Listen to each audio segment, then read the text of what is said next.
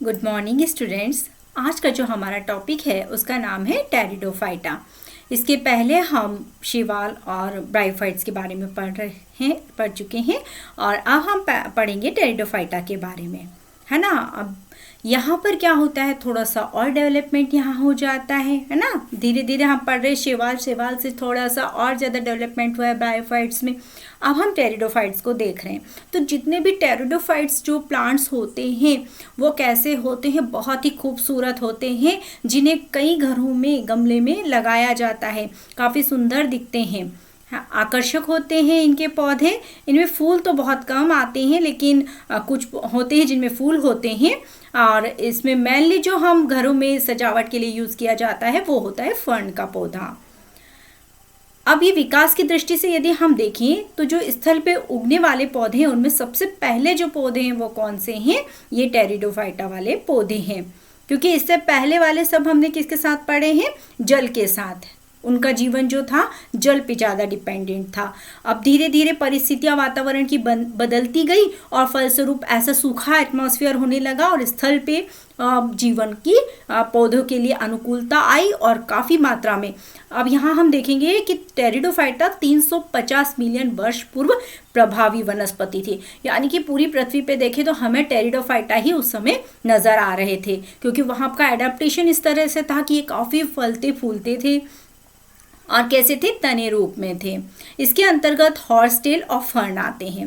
Pteridophyta जो होते हैं गीले ठंडे छायादार स्थानों पर पाए जाते हैं, कुछ रेतीली मिट्टी में भी उगते हैं। अब यहाँ पर एक पॉइंट आपको अच्छे से ध्यान में रखना है, वो ये ध्यान में रखना है कि देखिए ये ब्रायोफाइटा का जीवन जो होता है वो किस पे, युग्मोद्भिद प्रभावी अवस्था होता है, यानी कि गैमेटोफाइट स्टेज इसमें महत्वपूर्ण होती है।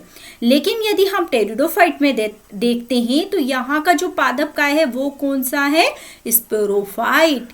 आप लोगों को पहले वाले जब मैंने समझाया था तब आप लोगों को बताया था कि स्पोरोफाइट मीन्स जिसमें स्पोर्स लगते हैं। तो यहाँ पर जो टेरिडोफाइटा है इसमें इसका जो पादप काय है वो कैसा है, स्पोरोफाइट है। यानी कि इसमें बहुत सारे स्पोर्स बनेंगे जिसमें वास्तविक मूल, तना, पत्तियां। अब देखिए ब्रायोफाइट में ये चीज़ नहीं प्रेजेंट थी, लेकिन यहाँ पर क्या है, स्थलीय हुआ। चूंकि ये पौधा स्थलीय हुआ तो इसमें मूल, तना और पत्तियां डेवलप्ड होना शुरू हो गई और इनके साथ साथ इसमें संवहन ऊतक का भी विकास होता चले गया। यहाँ पर सुस्पष्ट संवहन ऊतक या वस्कुलर बंडल्स बन जाते हैं। अब टेरिडोफाइट्स की जो पत्तियां होती हैं कैसी होती है, टेरिडोफाइट्स की पत्तियां छोटी होती है, लघु पर्ण होता है और उसका एग्जाम्पल है सिलेजिनेला। सिलेजिनेला जो होता है उसकी पत्तियां कैसी होती है, छोटी छोटी होती है। अब कुछ बड़ी पत्ती वाले भी होते हैं, फॉर एग्जाम्पल फर्न। तो हम बता सकते हैं छोटी पत्ती वाला सिलेजिनेला और बड़ी पत्ती वाला फर्न। स्पोरोफाइट में बीजाणुधानी होती है जो पत्ती की तरह बीजाणु पर्ण पर लगी होती है। अब इसकी स्पोरोंजिया या बीजाणुधाना कहाँ पर लगी होती है, जो पत्ती की तरह रचना होती है उसके ऊपर ये लगी होती है ना। पत्ती की तरह रचना को क्या नाम दिया है यहाँ पर, बीजाणु पर्ण। आप इन नामों को भी बहुत अच्छे से ध्यान में रखें, क्योंकि आगे चल के फिर हमको ये चीज़ समझ में नहीं आती, नाम एक जैसे होने से कंफ्यूजन हो जाता है। तो यहाँ पर क्या है, स्पोरोफाइट। स्पोरोफाइट आप लोग समझ चुके हैं क्या है ना। अब ये जो स्पोरोफाइट होता है ये कहाँ पर है, तो पत्ती की तरह एक रचना होती है ना, बीजाणु पर्ण पे यह लगी रहती है। कुछ टेरिडोफाइट्स में बीजाणु पर्ण सघन होकर एक स्पष्ट रचना बनाते हैं, एक कोन जैसे स्ट्रक्चर को बना लेते हैं। इसका एग्जाम्पल है सिलेजिनेला, इक्विसिटम। ये दोनों आप अच्छे से याद कर लीजिएगा। बीजाणुधानी में बीजाणु मात्र कोशिका में मियासिस के द्वारा ये बीजाणु बनते हैं। बीजाणु अंकुरित होकर अस्पष्ट छोटा बहुकोशिकीय मुक्तजीवी प्रकाश संश्लेषी थैलाब यानी कि युग्मोद्भिद बनाते हैं। हमने पूर्व में भी पढ़ा है, स्पोरोफाइट्स के बाद में जो नेक्स्ट स्टेज आती है वो गैमेटोफाइट होती है। तो यहाँ पर भी ये जो बीजाणु होते हैं, अंकुरण होता है तो कैसे होते हैं, ये छोटे होते हैं, बहुत सारी कोशिका वाले होते हैं, स्वतंत्र होते हैं, अपना फोटोसिंथेसिस खुद कर लेते हैं और इस तरह का गैमेटोफाइट को ये बनाते हैं। अब यहाँ पर ध्यान दीजिए, इनका जो गैमेटोफाइट बनता है उसको क्या नाम दिया है, प्रोथैलस। इन युग्मोद्भिद के उगने के लिए ठंडा, गीला, छायादार स्थान चाहिए होता है। अब यहाँ हम इन चित्रों के माध्यम से भी इन चारों को चित्र दिए हुए, इनके माध्यम से हम इसको समझ सकते हैं। तो यहाँ पर हम देखेंगे सबसे पहला जो चित्र था वो सिलेजिनेला का है। यहाँ पर ये वाला जो चित्र है सिलेजिनेला का। अब ये देखिए, मैंने आप लोगों को बताया था कि पत्तियाँ कैसी है, यहाँ पर छोटी छोटी है ना। ये छोटी छोटी सी पत्तियाँ हैं सिलेजिनेला, इसमें ये स्तंभ है और ये पत्तियाँ हैं, इसकी ये मूल है। इस तरह की ये रचना हुआ सिलेजिनेला का। अब ये सेकेंड वाला आप देखेंगे तो इसमें क्या है, ये वाला ये इक्विसिटम का पौधा है। ये चक्री क्रम में यहाँ पत्तियाँ लगी हुई है इसमें। अब देखिए यहाँ पर ये नीचे वाला पोर्शन तो इसका राइजोम हो गया, जड़ के समान जो रचना हो गई, ये इसकी शाखाएं कहलाएगी। यहाँ पर ये देखिए जो तने के कैरेक्टर क्या रहते हैं, संधि या गांठ की प्रेजेंट होना, वो यहाँ पे शो हो रही है। इसमें देखिए पर्व हैं, ये पर्व है जिनसे पत्तियां निकली हुई है। अब यहाँ पर ये जो इसका मेन पार्ट है उसके बारे में हम जानेंगे। ये स्ट्रोबिलस, ये किसको फॉर्म कर रहा है, कोन को बना रहा है। अभी हमने पढ़ा ना कि वो कोन फॉर्मेशन कर लेते हैं, जो इसको स्पोरोफाइट होता है वो कोन फॉर्मेशन कर लेता है। तो ये देखिए यहाँ पर ये इस तरह की रचना, इसमें से काफ़ी सारे मियोसिस के बाद में 1 से 4 बीजाणु बनेंगे। ठीक, इसके बाद में आ जाते हैं हम ये वाला पौधा, तो इसका नाम है फर्न। ये आपने कई घरों में गमले में इसको देखा होगा या गार्डन में भी देखा होगा। तो इस तरह की ये रचना लिए हुए जो पौधा होता है ये फर्न का पौधा होता है। इसके बाद में एक और एग्जाम्पल इसमें दिया हुआ है, यह है सेल्बिनिया का एग्जाम्पल। ये सेल्बिनिया की पत्तियां भी इस तरह से लगी हुई थी। ऐसे ये देखिए यहाँ पे जड़, तना और पत्ती, ये इस तरह की रचना को बना लेते हैं।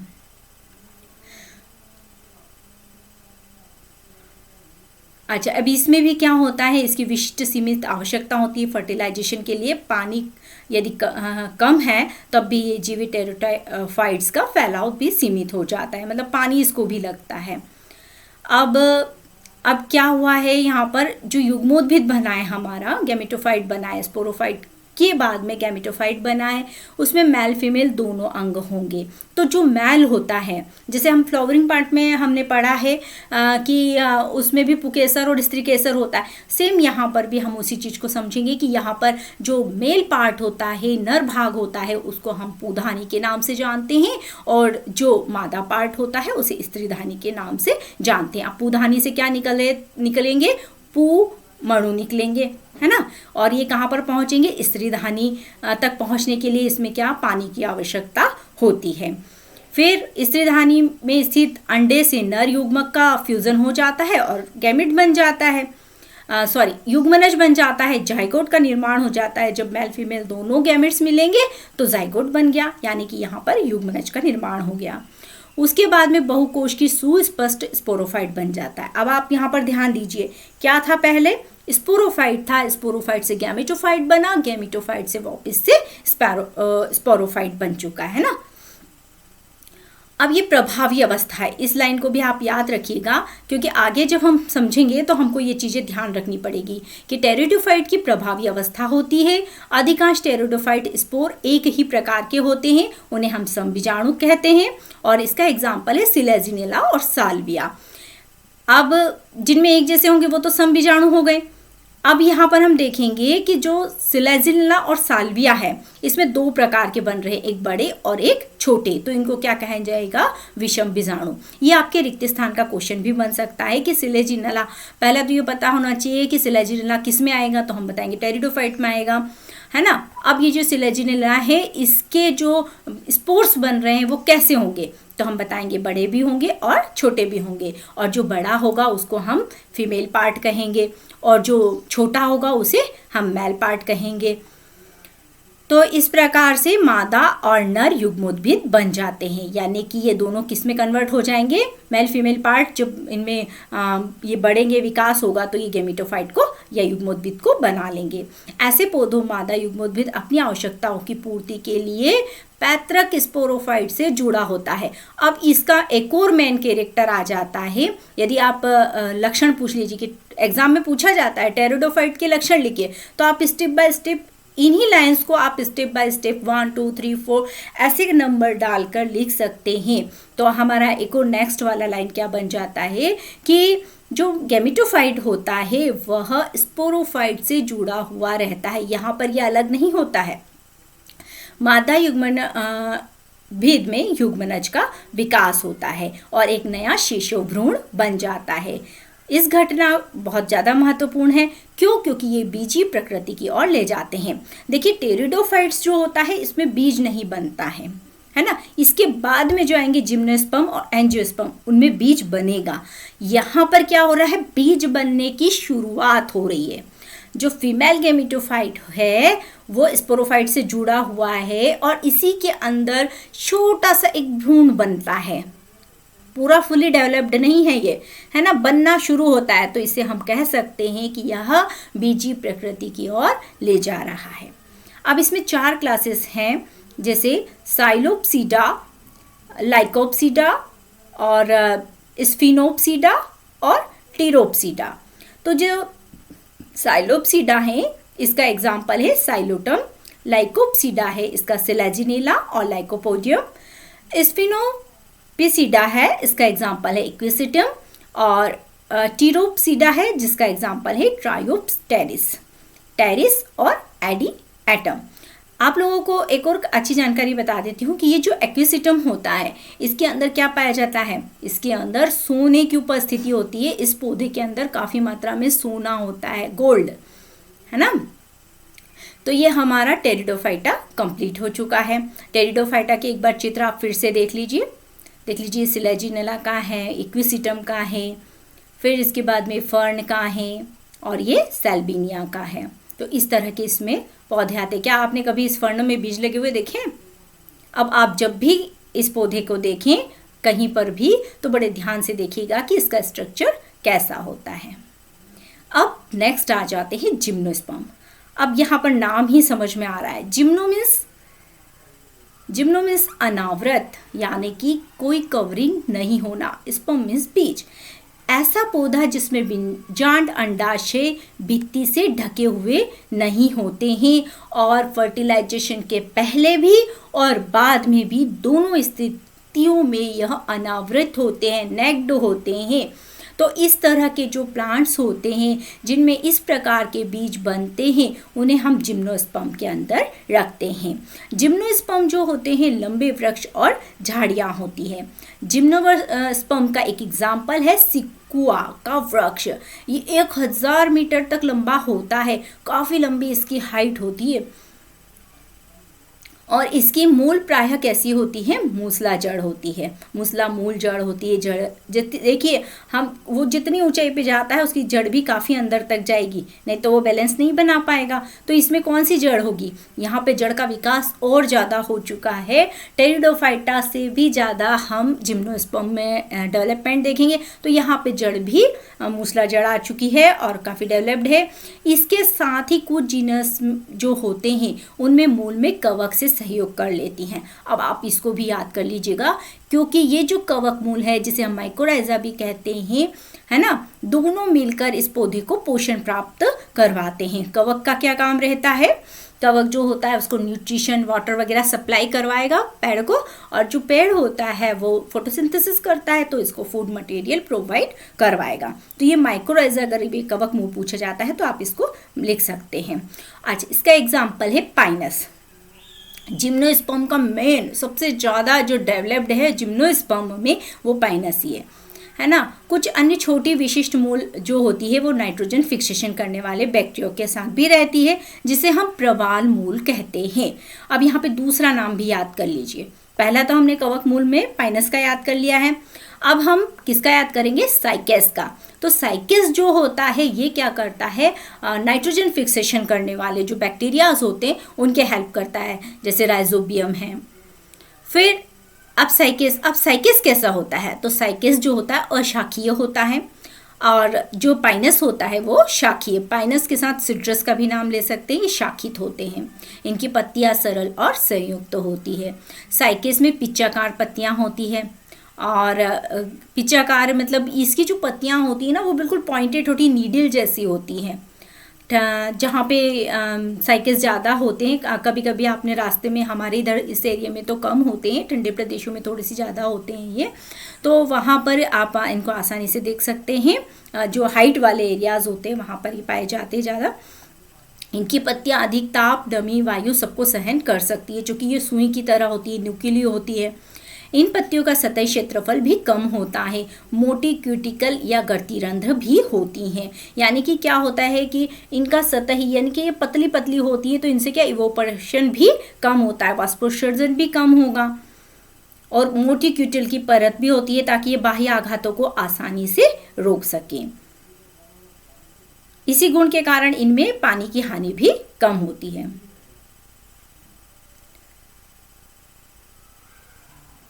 जिम्नोस्पर्म विषम बीजाणु होते हैं, ये अगुणित है ना। अब यहाँ पर ये वाला पॉइंट फिर से हमको ध्यान देना है कि जिम्नोस्पर्म कैसे हो गए, विषम बीजाणु हो गए।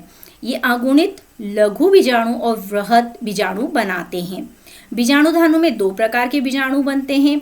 बीजाणुधानी बीजाणु पर्ण पे लगी होती है, जैसे हमने टेरिडोफाइटा में भी देखा था, है ना। बीजाणु पर्ण सर्पिल तने पर लगे होते हैं, श्लथ तथा सघन शंकु को बनाते हैं।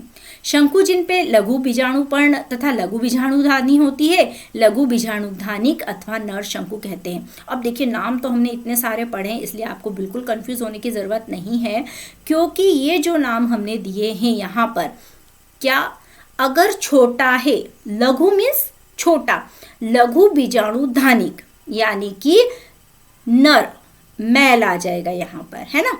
और ये किस पे लगे होते हैं, लघु बीजाणु पर्ण पर, है ना। और कहाँ पर उस पे क्या लगी होती है, एक पत्ती जैसी नुमा रचना होगी, उसके अंदर लघु बीजाणुधानी होगी।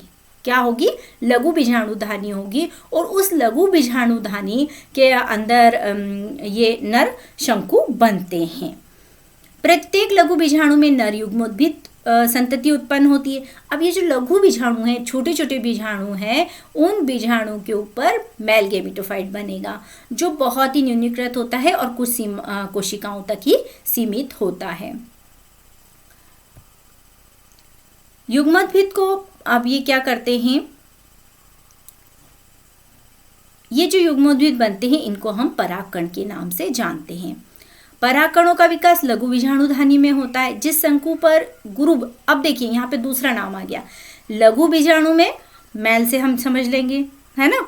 और कहाँ पे लगी है, लघु पर्ण पे लगी है, और लघु पर्ण पे लघु बीजाणुधानी में लगी है। और इसमें क्या बन रहे हैं, परागकण बन रहे हैं। परागकण मैंने कि मैल हो गया, इसमें नर वाला भाग हो गया।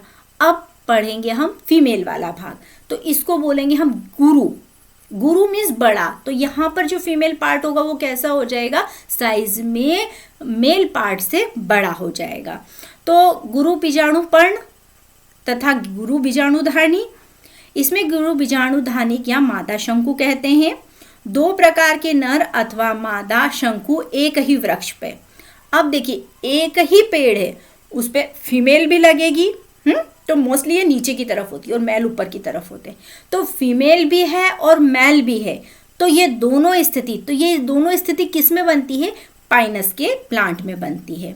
और मान लो अलग अलग है, एक पेड़ ये है, एक पेड़ ये है ना। तो एक पेड़ पे मेल पार्ट लगा है, एक पेड़ पे फीमेल पार्ट लगा है, दोनों अलग अलग हैं, दोनों पेड़ जो हैं अलग अलग है। तो उसका एग्जाम्पल है साइकेस।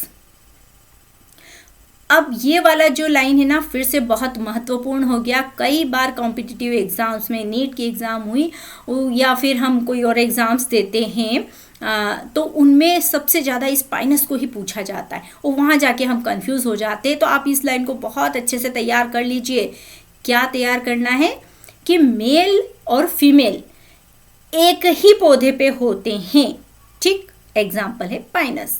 अलग अलग होते हैं तो साइकेस, लेकिन एग्जाम में पाइनस को ज़्यादा पूछा जाता है। अब गुरु बीजाणु मात्र कोशिका बीजांडकाय की एक कोशिका से विभेदित हो जाता है। बीजांडकाय यानी कि न्यूक्लियस एक अस्तर द्वारा सुरक्षित रहता है और इस संरचना को हम बीजांड कहते हैं, है ना। अब ये जो बीजांड होता है ये पूरी तरह से कवर्ड होता है एक बीजांडकाय न्यूक्लियस के द्वारा। बीजांड में गुरु बीजाणु पर्ण पर लगे होते हैं। ये एक गुच्छा बनाकर मादा शंकु को बनाते हैं। गुरु बीजाणु मात्र कोशिका में मियोसिस द्वारा 4 बनते हैं, 4 गुरु बीजाणु बनते हैं।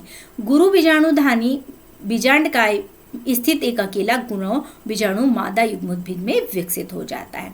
जैसे हम लोगों ने अभी, मैं आप लोगों को इसमें भी आगे और बताऊंगी, तब आपको ये एकदम से क्लियर हो जाएगा कि जैसे एंजियोस्पर्म में भी ऐसा होता है। हमने देखा है ना, फूल की जब संरचना की जो उसका वर्तिका होती है, उसके नीचे फूला हुआ भाग होता है जिसे हम ओवरी के नाम से, अंडाशय के नाम से जानते हैं, और उसके अंदर एक बीजांड होता है ना।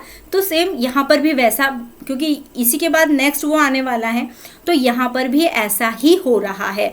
यहाँ पर भी जो स्त्रीधानी है ना, उसके अंदर ओव्यूल बन रहा है, बीजांड बन रहा है। ठीक, यह बहुकोशिक मादा युग्मोद्भिद भी गुरोणी बीजाणुधानी में रह जाता है। अब जिम्नोस्पर्म में दोनों ही नर और मादा युग्मोद्भिद ब्रायोफाइटा और टेरिडोफाइटा की तरह यहाँ पर स्वतंत्र नहीं होते। वे स्पोरोफाइट पे बीजाणुधाना में लगे रहते हैं, यानी कि वो जो बीजाणुधानी बनी है उसके अंदर वो आराम से रहते हैं।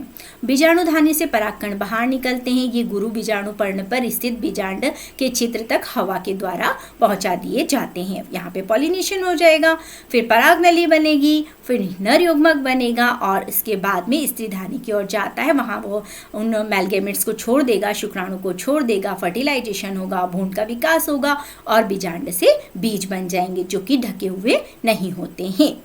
अब अगर आपको ये समझ में नहीं आया ना, तो मैं जब एंजियोस्पर्म समझाऊंगी ना, तो ये बहुत अच्छे से आपको समझ में आ जाएगा। अब इसके चित्र को भी हम देख लेते हैं। यहाँ पे 3 चित्र दिए हुए, पहला साइकस का है, दूसरा पाइनस का है, तीसरा गिकंको का है।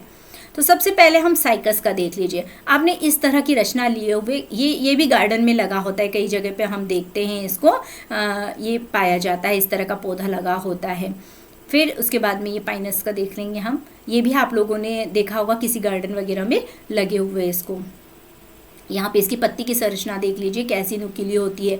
अब इसी में दोनों मेल फीमेल दोनों पार्ट प्रेजेंट होते हैं, और जो फीमेल पार्ट होता है गुरु बीजाणु जिसमें कहते हैं उस, और एक मेल पार्ट होता है जिसको हम नर वाला भाग कहेंगे। उसके अंदर से परागकण निकलकर इसको फ्यूज कर देते हैं, और फ्यूज करने के बाद में युग्मनज का निर्माण हो जाता है, जो भ्रूण बनता है, और भ्रूण फिर इससे बीज बनते हैं, और बीज बनने के बाद में, लेकिन ये कैसे होते हैं, कवर्ड नहीं होते हैं। जब ये नीचे डालेंगे तो फिर इनमें से एक नया पौधा बन जाएगा।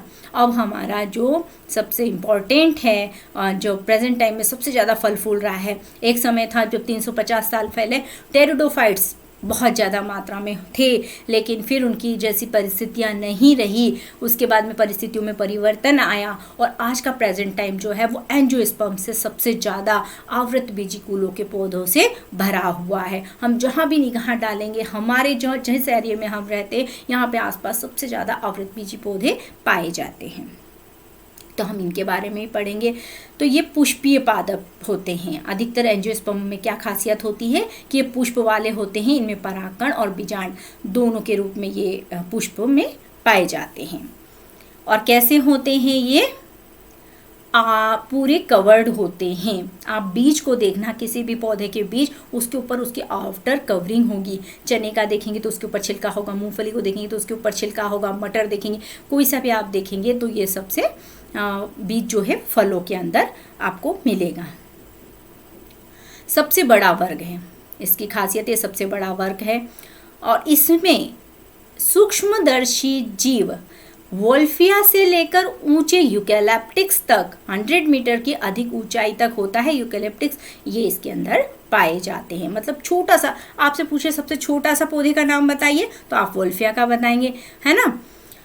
अब यहाँ पर भोजन, चारा, ईंधन, औषधियाँ, काफ़ी आर्थिक महत्व की चीज़ें हमें इनसे प्राप्त होती है। फिर इन्हें 2 भागों में बांटा गया है, एक द्विबीजपत्री और एक बीजपत्री। द्विबीजपत्री की क्या खासियत होती है कि इनमें 2 बीज होते हैं।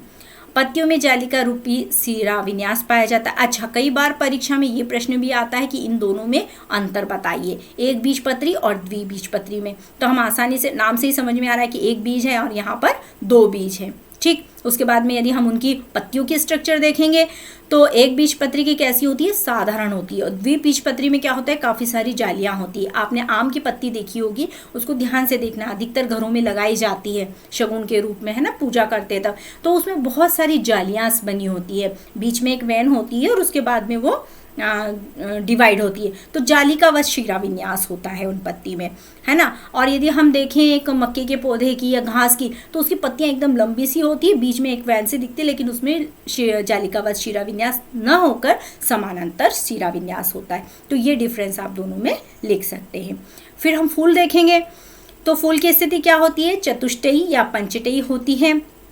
पुष्प के प्रत्येक पुष्प चक्र में 4 या 5 सदस्य होते हैं, यानी कि अगर हम द्विबीजपत्री के देखेंगे तो 3-4 पत्तियां तो फूल में लगी होगी और साथ में वो गुच्छों के रूप में रहते हैं, एक फूल के साथ और भी उसके फूल रहेंगे।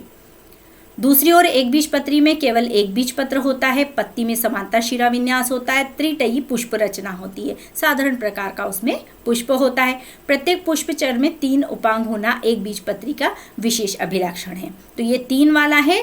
और द्विबीजपत्री को यदि हमने देखा तो उसमें चतुष्टयी पंचटयी संरचना थी। द्विबीजपत्री बीजों में 2 बीजपत्र है और एक बीजपत्री में 1 बीजपत्र है। अब ये जो पूरा ये जो डिटेल लिखा हुआ है, इस सारे डिटेल को मैं आपको चित्रों के माध्यम से समझाऊंगी। अब यहाँ पर हम इनको देख भी लेते हैं। देखिए यहाँ पर ये दोनों तरह के एक बीजपत्री और द्विबीजपत्री का दिया हुआ है। तो देखिए दोनों में हम अंतर कर सकते हैं। यहाँ पर इसकी पत्तियाँ कैसी दिखाई दे रही है हमको, एक सिंपल सी प्लेन है और बीच में एक वेन है, जबकि इसमें जो पत्तियाँ दिखी हुई है इनमें काफ़ी सारी जालीस नुमा रचना होती है। फूल की स्थिति भी देख सकते हैं हम, काफ़ी सारी इसमें लीव्स लग रही है ना। ये डिफरेंस हो गया इनमें। अब जब इनके बीज बनेंगे तो भी हम इनको समझ सकते हैं कि द्विबीजपत्री के जो बीज होते हैं वो 2 भाग भी, जैसे चना, मटर, ये सब इसके एग्जाम्पल्स हैं द्विबीजपत्री के। और एक बीजपत्री में आ जाएंगे आपके ज्वार, बाजरा, चावल, ये सब एक बीजपत्री में आ जाएंगे। ठीक, अब हम इस चित्र के माध्यम से इस पूरे प्रोसेस को समझेंगे। तो आप देखेंगे सबसे पहले शुरुआत जो होती है, ये जो पौधा आप देख रहे हैं, ये किसका है, सरसों का पौधा है। जनरली आपने देखा होगा इसमें कितनी 4 क्रम में पत्तियां लगी हुई है यहाँ पर, है ना। ये इसकी जड़ है, तना है और इसमें ये इस तरह से ये पत्तियां लगी हुई हैं, है ना। अब ये पत्तियों में यहाँ पर ये देख रहे हैं आप, ये बीज बने हुए हैं यहाँ पर, है ना। तो ये जो पूरा पौधा कैसे बन रहा है इसको मैं आप लोगों को समझाऊंगी। तो सबसे पहले हम देखेंगे कि इसमें क्या लगे हुए हैं, पुष्प लगे हुए हैं। यदि हम यहाँ पर इस संरचना को देखते तो इसमें क्या लगे हुए हैं, पुष्प। अब इस पुष्प में मेल और फीमेल, मेल पार्ट में क्या आ जाएगा, परागकण, और फीमेल पार्ट में आ जाएंगे इसके ओव्यूल या बीजांड। तो यहाँ पर क्या होता है, इस फूल में फर्टिलाइजेशन होगा, है ना। जब मेल पार्ट फीमेल पार्ट पर आता है तो परागण होता है, परागण हुआ, परागण होने के बाद में नलिका बनती है। तो अब हम इसके पहले उन दोनों अलग अलग पार्ट को देखेंगे, समझेंगे जो इस फूल के अंदर है। तो पहला हम देखेंगे तो ये इसका फीमेल पार्ट है और ये वाला इसका मेल पार्ट है। इसको हम बोलते हैं पुकेसर, इसको बोलते हैं हम स्त्री केसर। स्त्री केसर में हम देखेंगे ये वर्तिकाग्र है और ये उसकी वर्तिका है और ये उसके अंडाशय की संरचना है। यहाँ पर हम इसके आगे बढ़ते हैं तो ये पूतंतु है और ये परागकोश है। ये जब सूख जाता है तब इसमें से परागकण ये फटेगा और इसमें से काफ़ी मात्रा में परागकण निकलते हैं। वो परागकण हवा के माध्यम से यहाँ आते हैं। यहाँ पर आने के बाद में ये वर्तिका जो है चिपचिपी सी होती है, ये इन परागकणों को रिसीव करती है। जब ये परागकणों को रिसीव करती है तो यहाँ पर क्या, एक नलिका का निर्माण होता है और वो नलिका जो होती है मेल गैमेट्स जो परागकण में बनते हैं उनसे जाकर यहाँ पे ये इसका बीजांड है, ये भ्रूणकोश है, इसके अंदर जाते हैं और इसको अंदर से जो इसके अंदर बीजनुमा रचना होती है जिसे हम अंड या ओव्यूल्स कहते हैं, ये उसको जाके फर्टिलाइज करती है। यहाँ फर्टिलाइजेशन हो जाता है।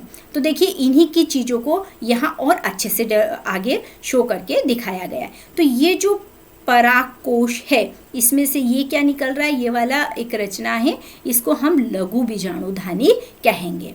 ठीक, लघु बीजाणुधानी में क्या होता है कि इसमें माइटोसिस होता है, समसूत्री विभाजन होता है और 4 लघु बीजाणु बनते हैं, 1 2 3 4।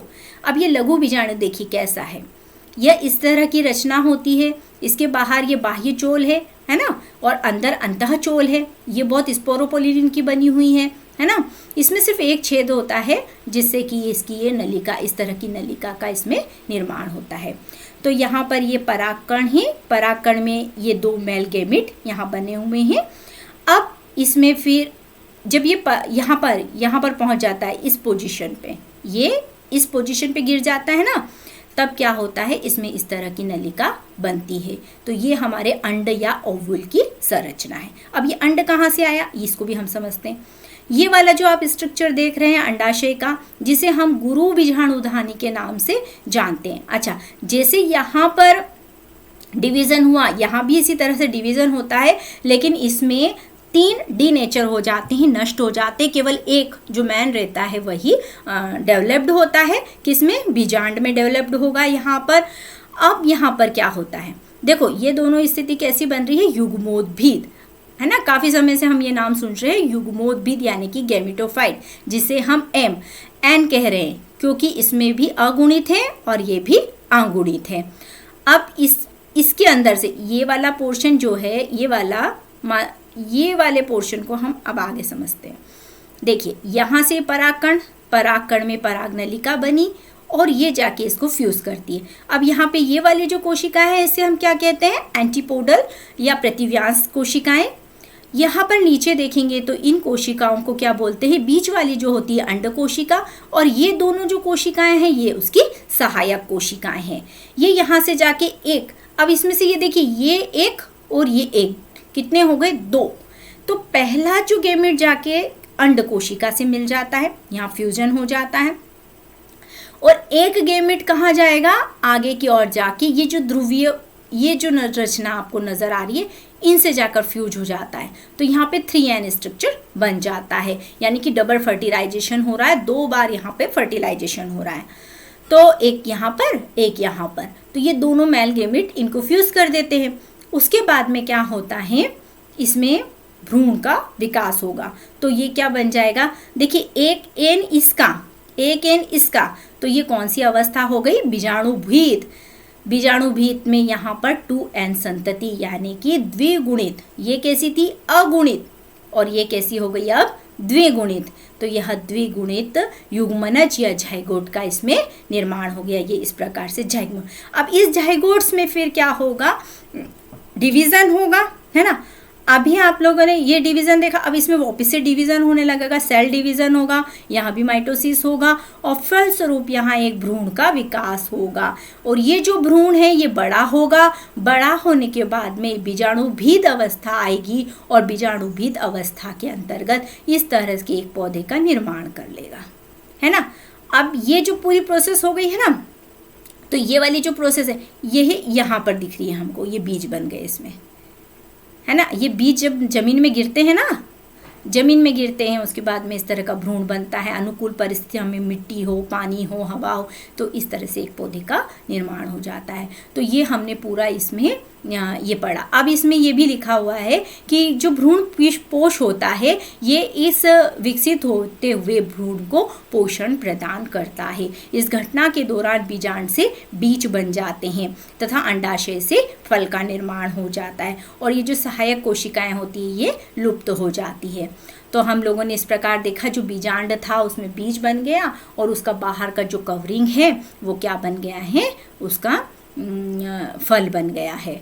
यहाँ पर भी हम देख सकते हैं कि ये जो आपको दिख रहा है ना, इसके अंदर बीज बन गए हैं, और ये जो बाहर की ये जो अंडाशय की लेयर है ये इस तरह फली का निर्माण कर चुकी है। तो ये हमने देखा अभी एंजियोस्पर्म का जीवन चक्र, यानी, और हमने ये किस में देखा है, ये एक बीजपत्री में या द्विबीजपत्री में, ये हमने देखा है द्विबीजपत्री। अब आप कहेंगे सरसों का पौधा द्विबीजपत्री कैसा है, तो आप सरसों जो होती है, राई जो होती है, उसको आप अगर उसका छिलका ऊपर से कवरिंग हटाएंगे तो उसके अंदर भी 2 बीजपत्र आपको नजर आएंगे। ठीक, अब इसके बाद में हम संतति या पीढ़ी एकांतरण को पढ़ेंगे, यानी कि पादप जीवन चक्र तथा संतति या पीढ़ी एकांतरण। तो इसमें क्या होता है कि जो प्लांट्स होते हैं अगुणित, अभी हमने देखा था ना अगुणित अवस्था आई थी, उसके बाद द्विगुणित आई थी, उनमें माइटोसिस हुआ था, फिर विभिन्न अगुणित द्विगुणित अगुणित इस तरह का स्ट्रक्चर बना था। अब अगुणित पादप माइटोसिस द्वारा युग्मक बनाते हैं जिन्हें हम युग्मोद्भिद कहते हैं। फर्टिलाइजेशन के बाद इनमें युग्मनज बनता है, उसमें माइटोसिस होता है और द्विगुणित स्पोरोफाइट बन जाता है। अब इसको भी हम अलग अलग इस चित्र के माध्यम से समझेंगे। तो ये इसमें अब थोड़ा सा और पढ़ लेते हैं, फिर बताती हूँ मैं आपको इसका कि जो मियोसिस होता है उसमें अगुणित बीजाणु बनते हैं। अगुणित बीजाणु जो होते हैं उनमें माइटोसिस होता है ना। देखिए ये वाली लाइन आप लोगों में थोड़ा सा ध्यान रखना, पादप काय में क्या हो रहा है, मियोसिस हो रहा है और अगुणित बीजाणु बनते हैं। फिर से ध्यान रखिएगा, यहाँ पे मिस्टेक होती है बच्चों से। तो ये अगुणित बीजाणु बन गए, लेकिन अगुणित बीजाणु में माइटोसिस होता है। ठीक है, आ गया समझ में। द्वारा पुनः अगुणित पादप बनते हैं और फिर ये सेक्सुअल रिप्रोडक्शन करते हैं और जीवन चक्र इस प्रकार से चलता रहता है। युग्मक जो अगुणित युग्मोद्भिद बनाते हैं, बीजाणु जो द्विगुणित स्पोरोफाइट को बनाते हैं। तो देखो नाम से ही आप थोड़ा सा ध्यान रखें, बीजाणु है यानी कि स्पोर है, स्पोर स्पोरोफाइट को ही बनाएंगे। गैमीट है, अगुणित है, तो वो गैमिटोफाइट यानी कि युग्मोद्भिद को बनाएंगे। तो इसका इंग्लिश में नाम याद कर लेंगे तो सरल हो जाएगा, गैमीट गैमिटोफाइट, स्पोर स्पोरोफाइट, है ना। अब इनके बीच में पीढ़ी का एकांतरण होता है, अल्टरनेशन ऑफ जनरेशन होता है। अब इनको हम तीनों के रूप में समझेंगे स्टेप बाय स्टेप कि किस ग्रुप में, किस क्लास में, है ना। ब्रायोफाइटा एल्गी में कैसा होता है, ब्रायोफाइटा में कैसा होता है, टेरिडोफाइटा में किस प्रकार होगा, एंजियोस्पर्म में, जिम्नोस्पर्म में ये किस तरह का पैटर्न को शो करते हैं।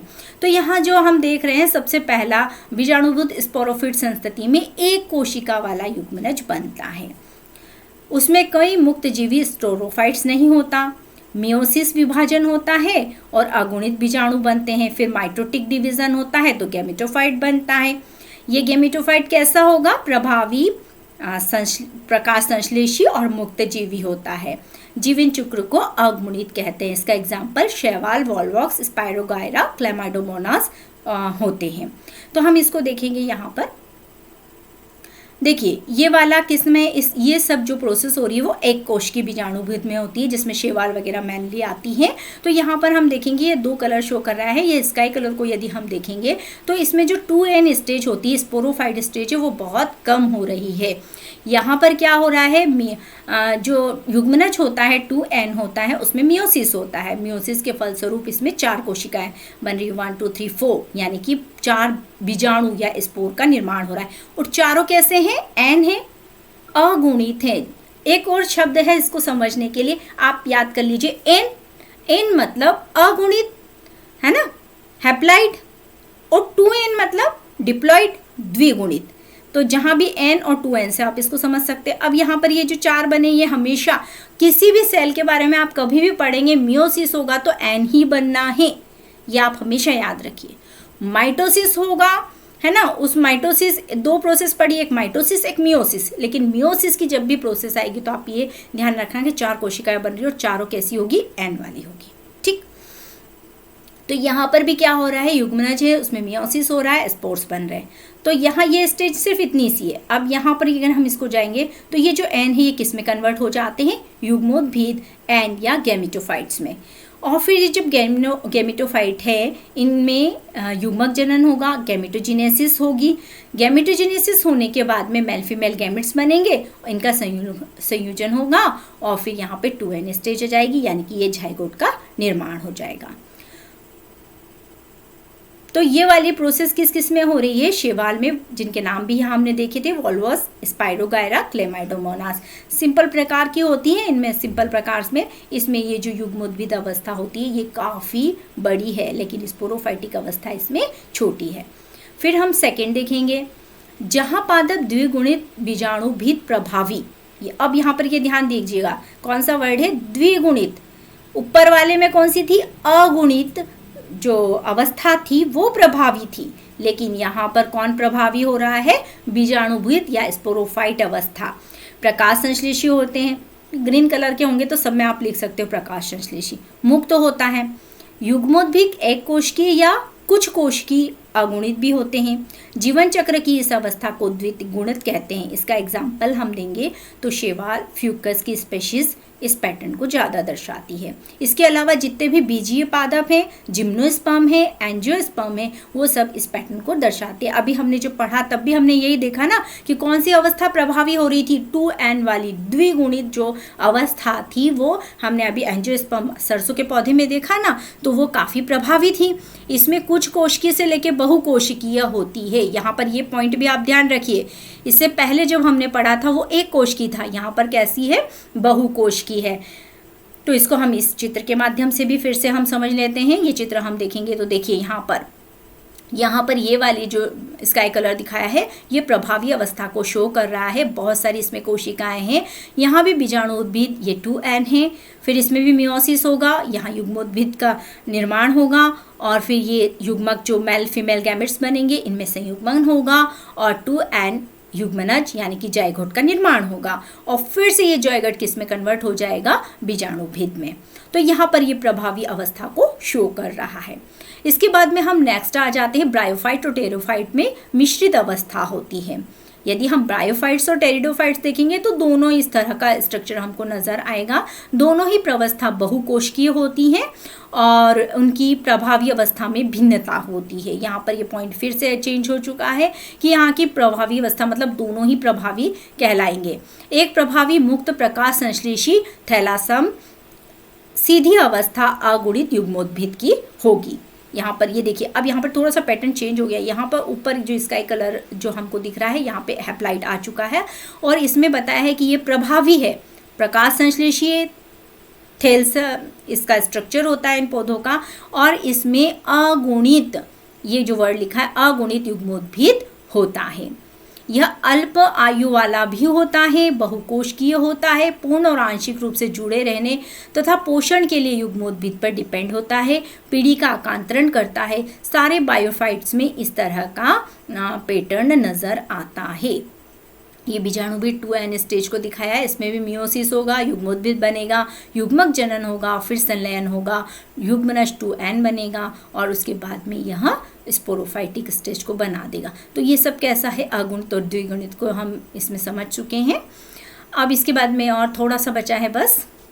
तो द्विगुणित जो स्टेज है वो बीजाणुभिद, अब इसमें ये भी प्रभावी हो गई, मुक्त हो गया, प्रकाश संश्लेषी हो गया, संवहनी हो गया। संवहनी यानी कि वस्कुलर टिश्यूज इसमें है।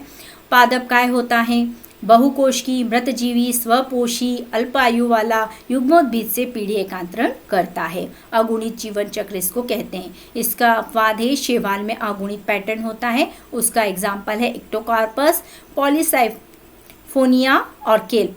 इसमें अगुणित द्विगुणित दोनों तरह के पैटर्न्स पाए जाते हैं। फाइकस एक ऐसा शैवाल है जिसमें द्विगुणित पैटर्न होता है। तो इस हिसाब से हमारे सारे पैटर्न अब हम समझ चुके हैं कि क्या एक अगुणित होता है, क्या द्विगुणित होता है, कैसे इनमें लाइफ चलती है और कैसे ये डेवलप्ड होते हैं। तो हमने शुरू से इनके बारे में सारा डिटेल एक एक पढ़ चुके हैं। तो मैं सोचती हूँ आप लोगों को ये समझ में आया होगा। अगर आपको कोई प्रॉब्लम आती है, कुछ चीज़ समझ में नहीं आई, तो आप लोग मुझसे कमेंट बॉक्स में पूछ सकते हैं। मुझे लाइक एंड सब्सक्राइब भी कर सकते हैं।